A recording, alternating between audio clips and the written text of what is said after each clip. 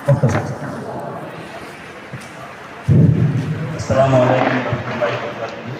अल्हम्दुलिल्लाह जो भी हमारे मेहमान थे बेंगलुरु के तैयार के ताल्लुक से और इन्यूमरेशन फॉर्म कैसे फिलअप करना है, किस तरह फिलअप करना है, कौन से डॉक्यूमेंट में लिखना है, सारी मालूमात आपके सामने रखी।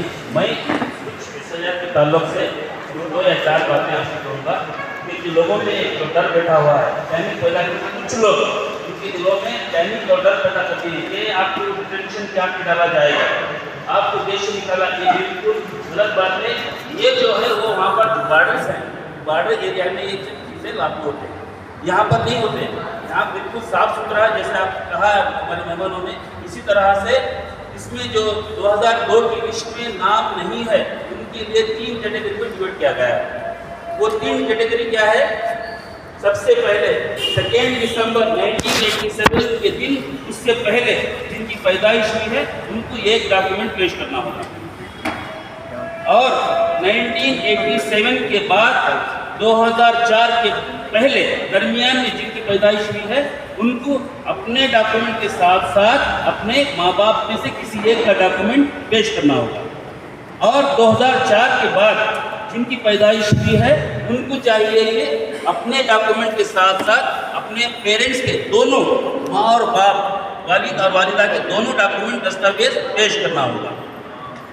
ये है 3 कैटेगरी के हैं। अब सब जो आप सुने हैं, जो हमारे मेहमान के जो इंफॉर्मेशन बिल्कुल आप समझ में आए, आप फिर एक बार अगर दिमाग में कोई डाउट कन्फ्यूजन है तो आप सवाल कर सकते हैं। नहीं हो गया ना, सवाल हो गया ना। इसके बाद और एक बात, जब इन्यूमरेशन फॉर्म आपको दिया जाएगा, आप इस घबराहट में ना रहें कि आते ही इन्यूमरेशन फॉर्म BLO को डॉक्यूमेंट्स देना है, ऐसी बात नहीं है।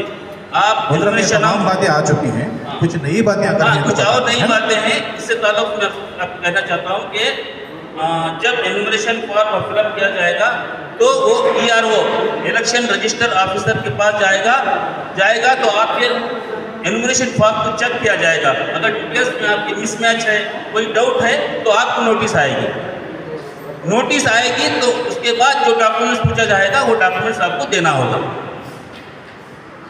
अब इसी तरह से आप इन्यूमरेशन फॉर्म आते ही फिलअप करते हो, घबराने की कोई जरूरत नहीं। बस सुकून से 1 महीना वक्त है, भर्ती करके आप सुकून से BLO को देकर उसके दोनों फोटो निकालकर सेव कर लीजिए। बस इतना ही काम है।